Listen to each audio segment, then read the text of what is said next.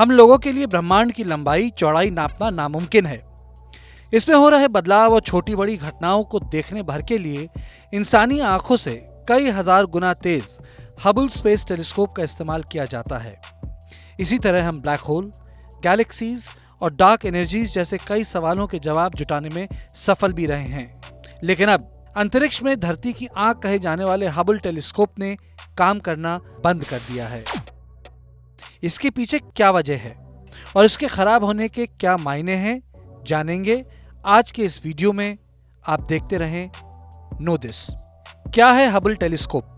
School bus जितना बड़ा यह टेलीस्कोप 1.5 बिलियन डॉलर की लागत से बना है, जो पृथ्वी से 550 किलोमीटर ऊपर घूमता रहता है। घूमते रहने के लिए इसे एनर्जी की जरूरत होती है, जो इस पर लगे 2 बड़े सोलर पैनल इसे देते हैं। स्पेस में यूं तो कई टेलीस्कोप भेजे गए हैं, लेकिन नासा का कई गुणों वाला ये हबल टेलीस्कोप अब तक दुनिया का सबसे बड़ा और बेस्ट टेलीस्कोप माना जाता है। इसे अमेरिकी स्पेस एजेंसी नासा के साथ यूरोप की स्पेस एजेंसी ईएसए ने मिलकर तैयार किया था। हबल टेलीस्कोप की इतनी ज्यादा अहमियत क्यों? 1923 ये वो साल था जब पृथ्वी के ऊपर किसी बड़े दूरबीन लगाने की बात शुरू हुई। अमेरिका के एक मशहूर एस्ट्रोनॉमर थे लेमन स्पिट्जर। उन्होंने 1946 में अमेरिकी सरकार के सामने स्पेस में लार्ज स्पेस टेलीस्कोप का प्रपोजल पेश किया। यह सिर्फ एक प्रपोजल नहीं था, साथ में एक विजन भी था, स्पेस एक्सप्लोरेशन का विजन।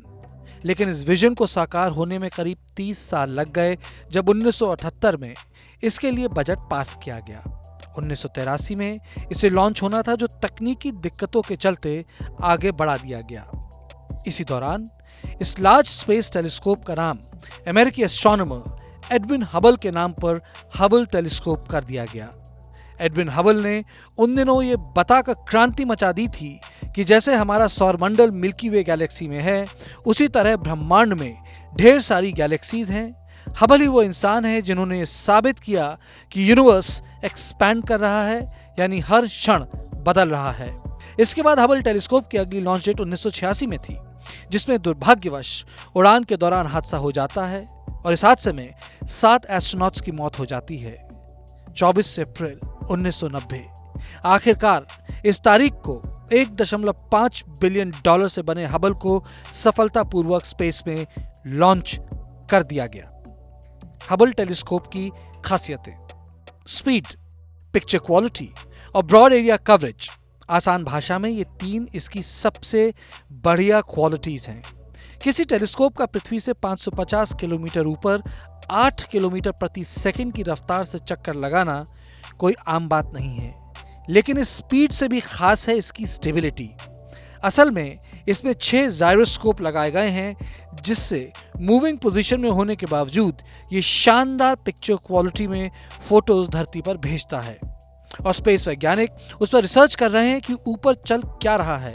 ये प्राइमरी और सेकेंडरी मिरर की खासियत से ये ब्रॉड एरिया कवर करने में सक्षम होता है। इसका प्राइमरी मिरर हमारी साधारण आंख से 40,000 गुना ज्यादा रोशनी इकट्ठी कर सकता है। क्या बूढ़ा हो गया है हबल टेलीस्कोप? जी हां, कुछ ऐसा ही मान लीजिए।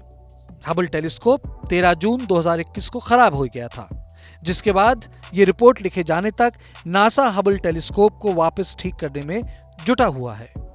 इस टेलीस्कोप के कंप्यूटर में दिक्कत आने की वजह से हर हफ्ते करीब 140 जीबी डेटा भेजने वाले इस टेलीस्कोप ने डेटा भेजना बंद कर दिया है।